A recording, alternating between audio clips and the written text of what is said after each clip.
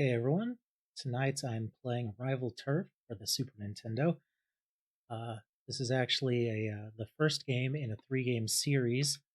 Uh, the second game was called Brawl Brothers. The third game was called The Peacekeepers. In the United States, they weren't necessarily related, but in Japan they were known as the Rushing Beat series, and this is the first game in the series. You'll notice here I'm turning on Angry Mode.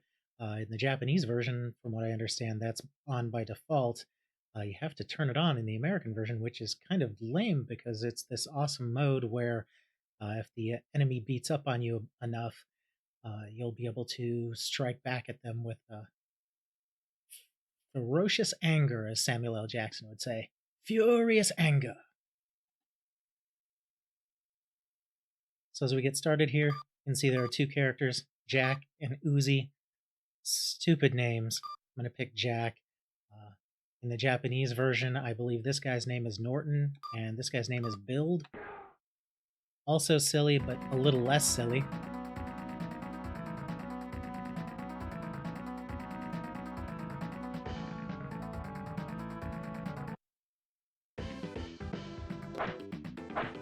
I'll come right out and say it, this is not the best beat-em-up on the Super Nintendo.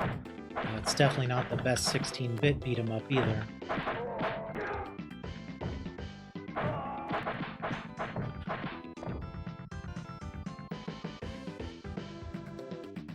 The sequel to this game, Brawl Brothers, is much better. If you have the opportunity, I would suggest picking up Brawl Brothers. The Peacekeepers is okay. It has some good fighting mechanics, but they really butchered the localization of it. The Japanese version has some nice music. The American version really only has one music track. It's kind of weird. Maybe two music tracks, as I recall, as I get beat up there.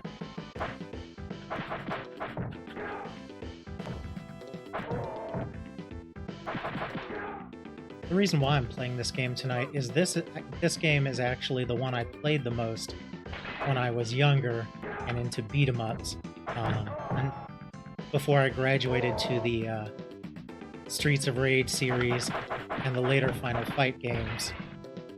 There was no reason to keep playing this game, and to be honest, Brawl Brothers and Peacekeepers, when they first came out, didn't jump out at me because the box art is just nonsensical.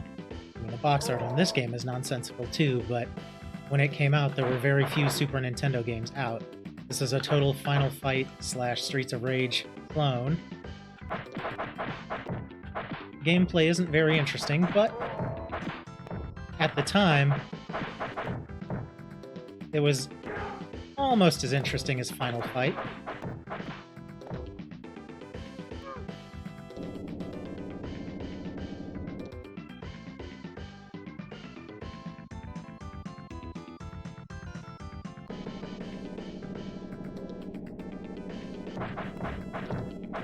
As we fight here on the city bus. One thing you'll notice is I'm getting my ass handed to me by pretty much everybody. The two characters in this game have differing skill sets. Flack here is definitely the fastest, but he takes damage like a sponge.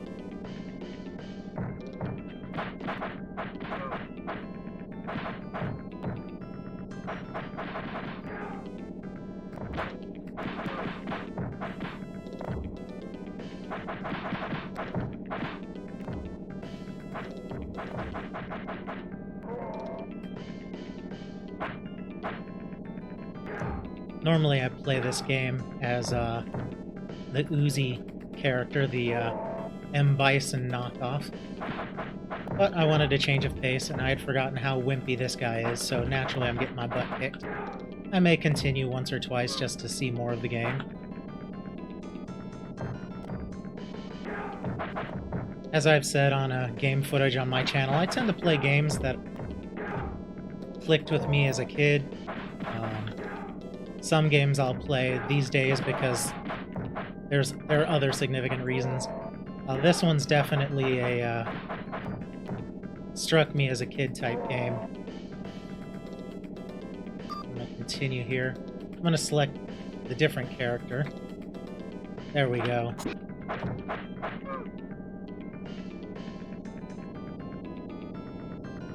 That way we can see the gameplay from both of them. I remember when I got this game, it was around the same time I got a Sega Genesis. I might have gotten this a little bit before that.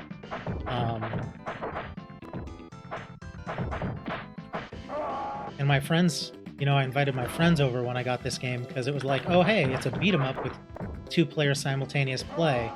And you didn't see that on the Super Nintendo early on. I mean, this game came out in '92, so it's still an early Super Nintendo game. I consider anything from 91 up through pretty much 92 to be an early Super Nintendo game. With some exceptions.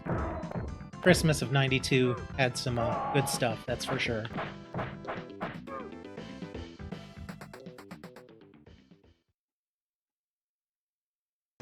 What is up with this boss?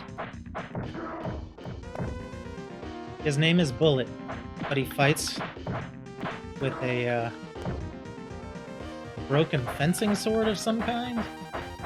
I mean, I'm not sure what type of sword it's supposed to be. I'm not a sword aficionado by any means, but it looks ridiculous.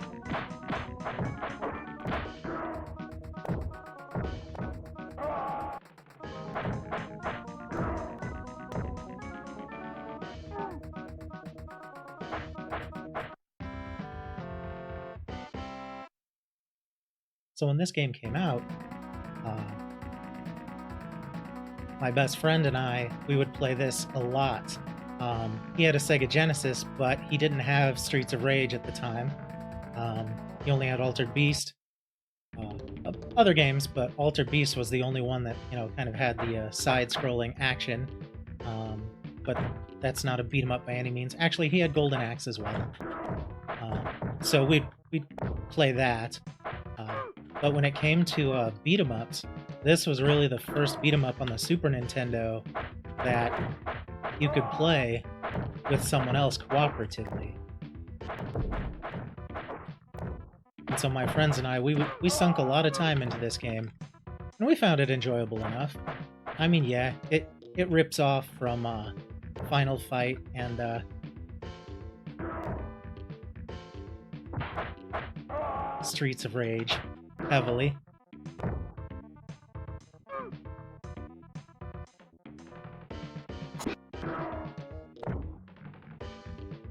But the developer Jalico wasn't exactly known for their originality when it came to many of their games.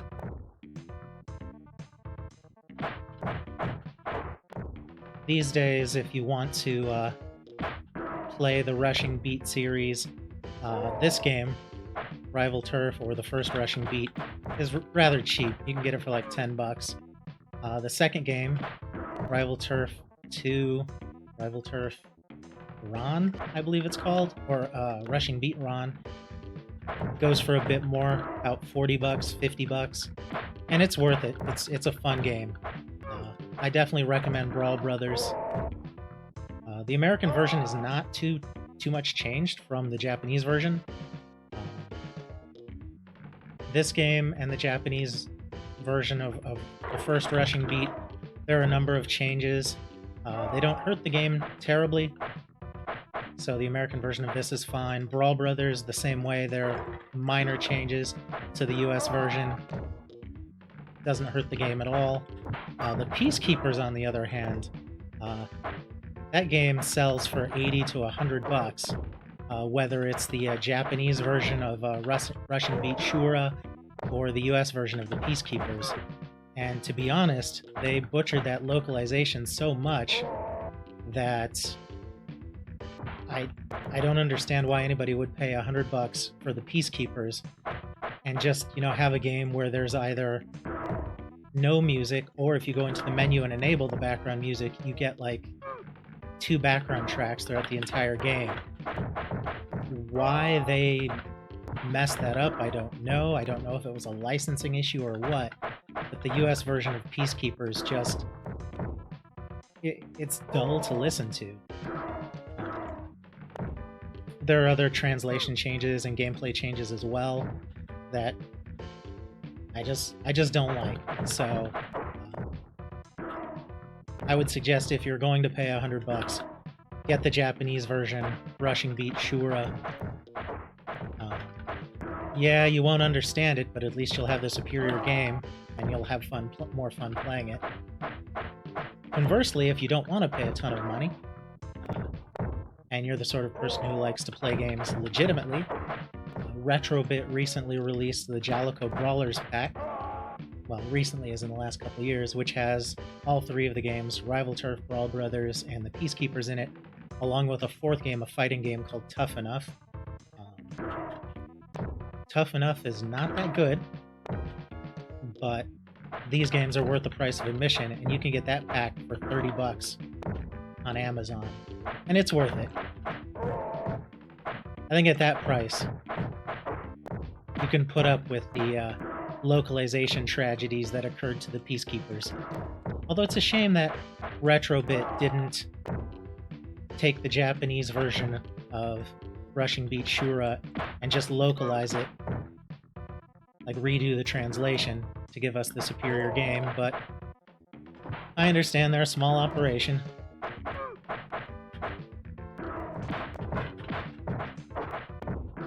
This game is definitely better with a second player.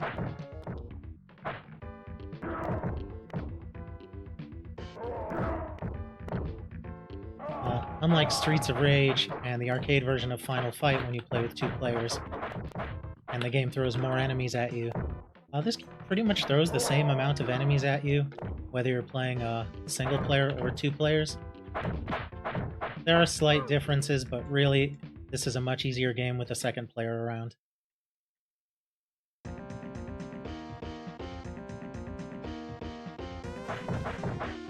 You do not want to get hit by the car.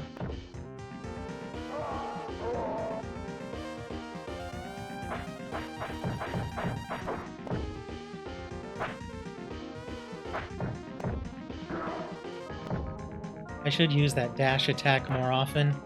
There is a frame of invincibility with it.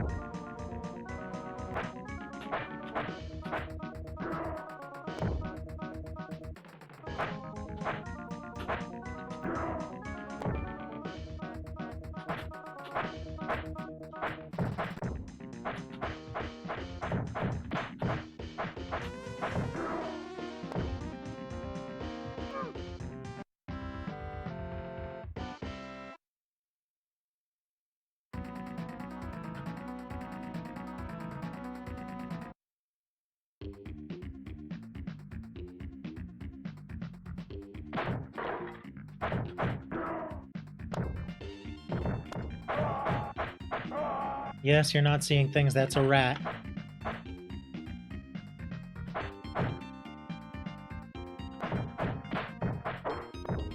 I always loved that.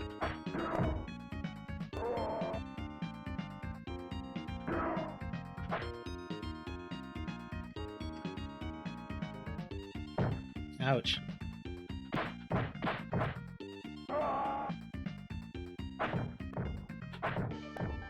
This game's definitely not overly complex. You've got your punch, your attack button. You've got your jump button. You can do jump attacks. The L and R buttons function as run buttons. And if you attack while running, you do that dash attack that I've been doing. Like I said, it has a frame of invincibility, so it's really the best attack in the game if you want to spam it. It does make the game boring as hell, though. There's also a special attack you can trigger by hitting the A button, and that's what the score thing in the top is for. If you beat up a number of guys, you can use your special attack more.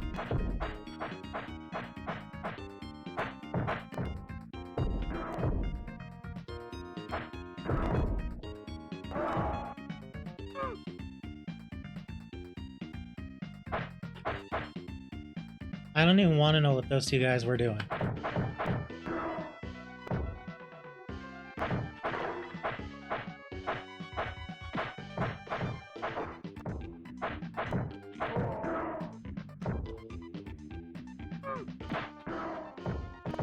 Like I said, my friends and I would play this game quite a bit. It's a lot more fun with a second player. Ouch.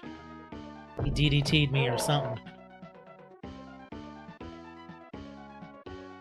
Alright, I'm gonna switch back to the other character this time.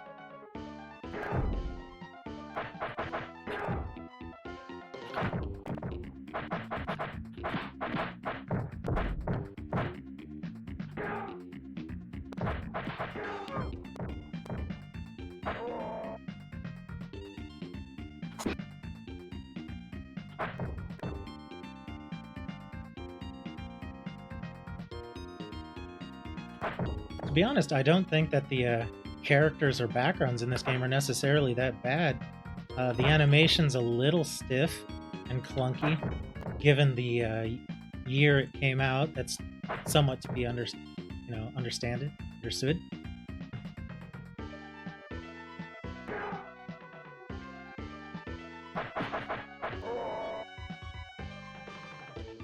And it's definitely a product of its time. This game was quickly made obsolete by later beat-em-up games, and certainly by Sega's entries, Streets of Rage, Streets of Rage 2.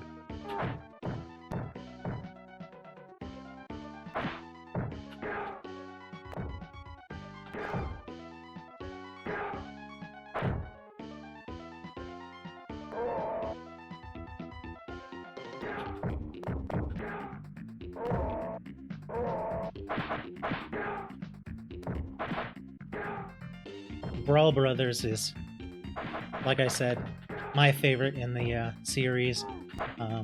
It has a little bit more of a comic book style to it.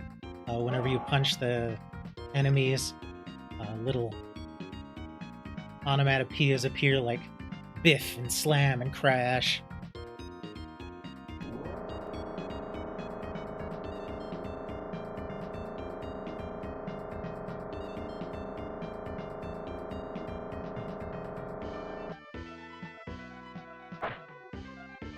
There's also a greater variety of attacks. 4 or 5 characters. I think 5.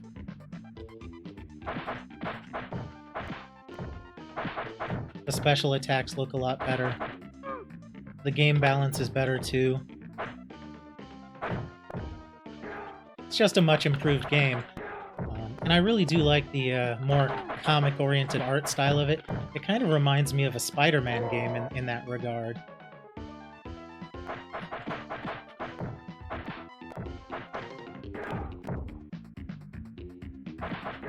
The third game in the series is more traditional in its looks, but the gameplay is even a little bit more advanced.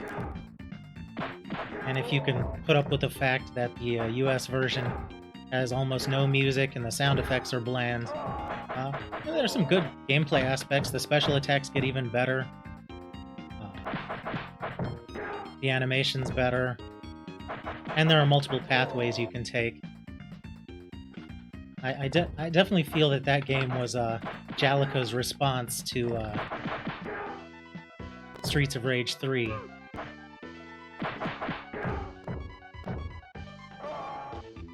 Which itself had a terrible localization for the North American market.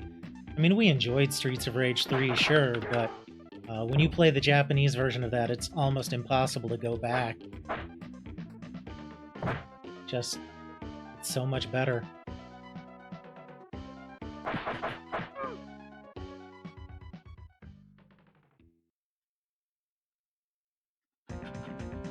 I understand some of the things that need to be changed for localizations, like if there are some ethnic stereotypes or gender stereotypes you want to fix, okay, fine. I don't love it since, you know, you're altering the source material, but okay, fine. But if you're gonna, like, utterly remove a story, utterly remove the music, or just change the game for the worse by making it 10 times harder for no reason, or anything along those lines, I'm just not a fan of that. And that's why Streets of Rage 3 pisses me off so much, because the Japanese version is so well balanced, just so well done, and then the US version, they broke it.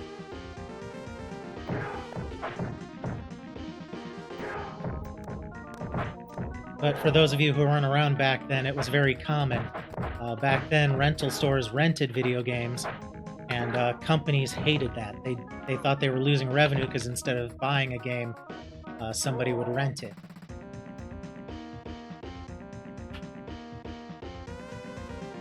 And so what they would do is they would intentionally make the games much more difficult to discourage renting, because if you rented a game and it was super difficult, chances are you weren't going to beat it in one rental period. And so what were you going to do? Keep dropping your $5 to $8 to rent the game? No, you would eventually decide you liked it and you'd go buy it. And that was their whole ploy. That was especially true of games that came out in 94, 95. That was a horrible time for that phenomenon.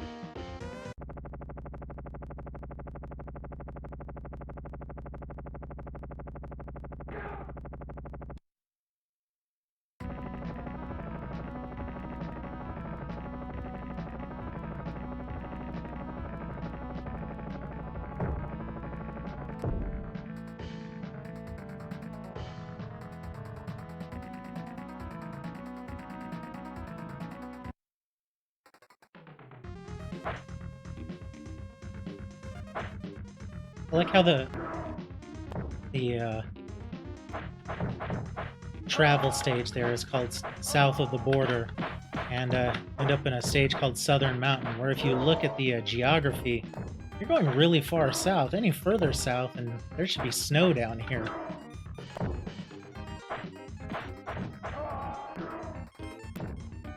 But that's okay. We like jungle stages. And it's a video game. You can't fault them too much.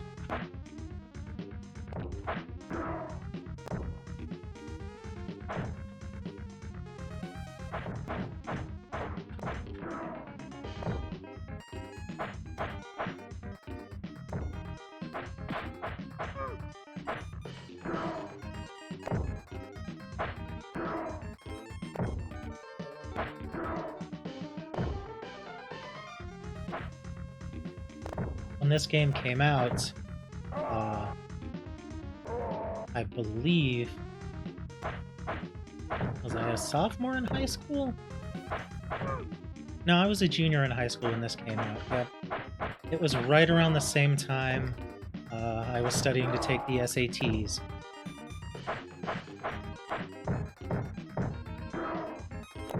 Which gives you an idea of how old I am.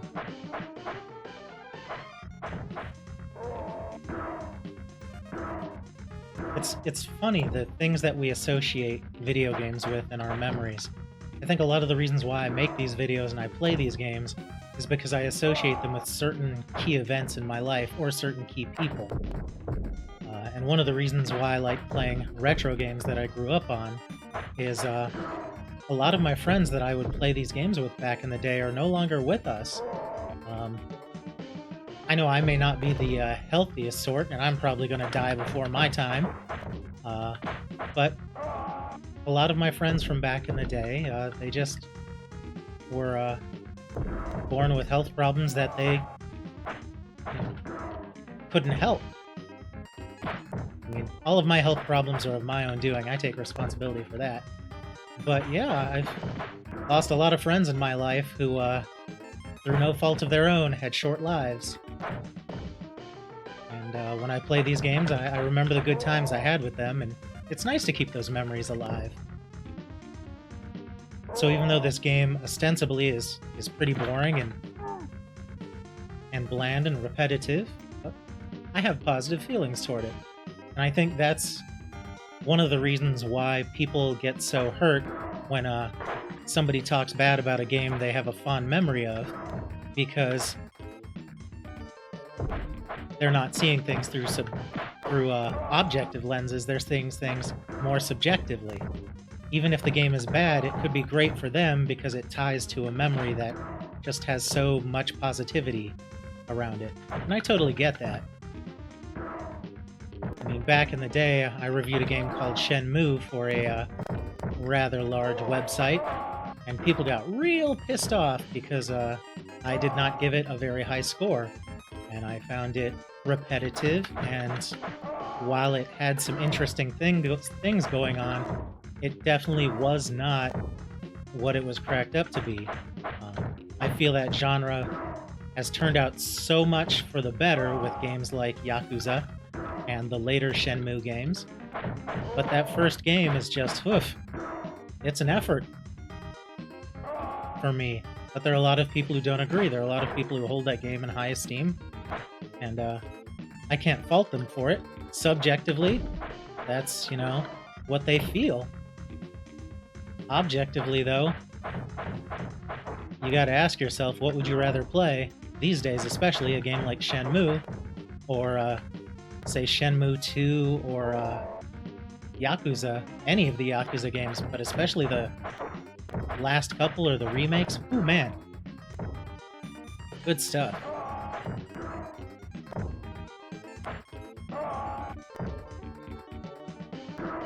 So yeah, I'm playing this game knowing full well it's not great. Which is why, again, I say, if you're watching this and you're thinking about playing this game, feel free to do so if you can. But you might want to try Brawl Brothers instead. I need to remember to spam that dash move if I actually want to beat the game.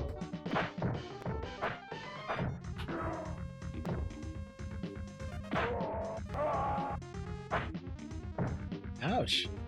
That guy snuck his foot right into my face. What a biatch.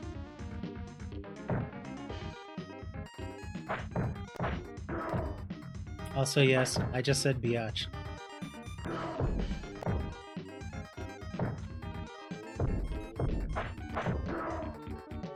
Dude in his 40s, certified accountant, plenty of education, likes to use the word biatch. What can I say? I had an interesting upbringing.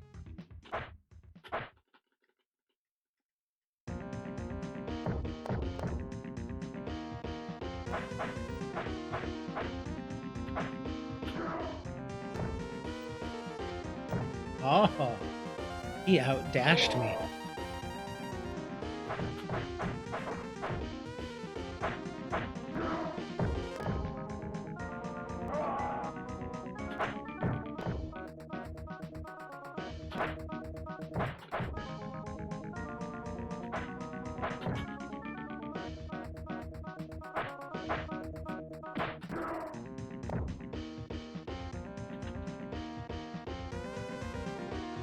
Oh, come on, Lego, Lego.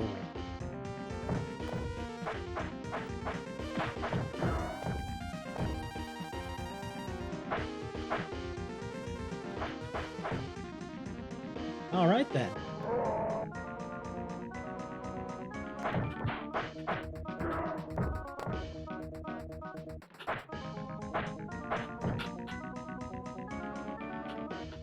The captain is not messing around.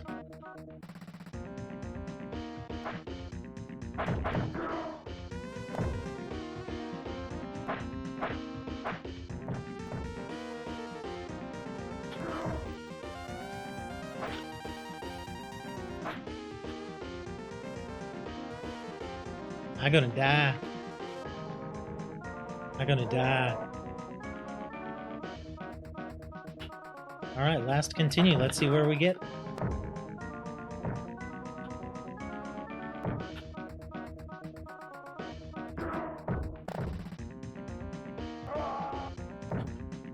the captain is a jerk.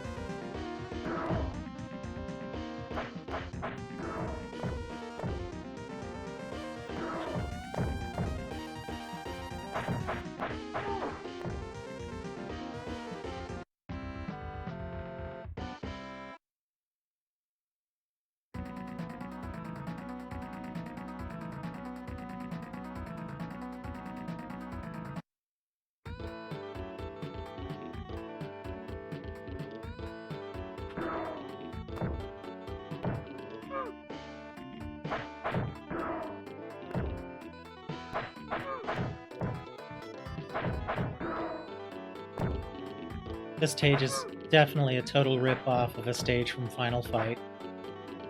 The park stage.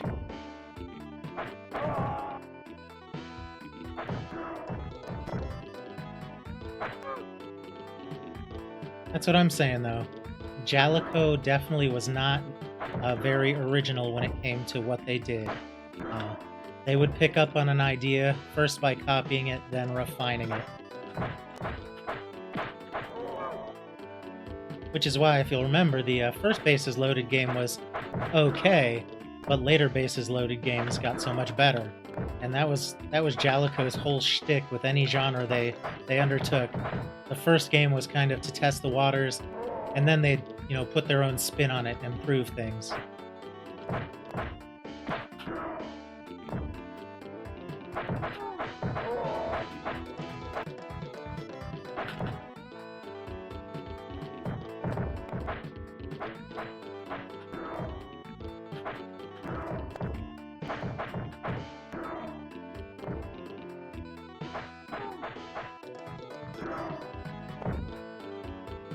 I love how that guy's name is Dingo. That's just hilarious. Wonder if he eats babies.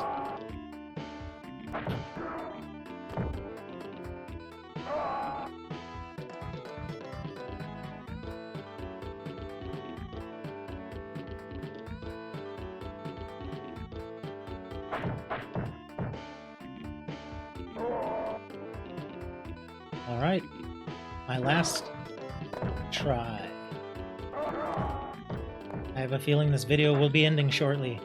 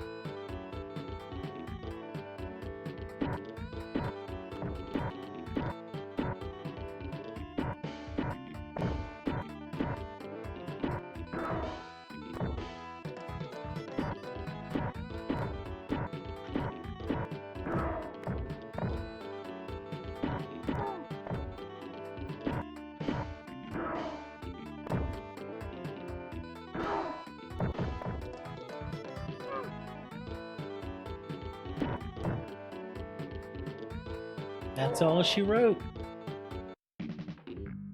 All right, thanks for joining me on this somewhat of a playthrough of Rival Turf. Like I said, definitely don't feel compelled to play this game. I would suggest playing Brawl Brothers instead. And with that, I'm out of here. See ya!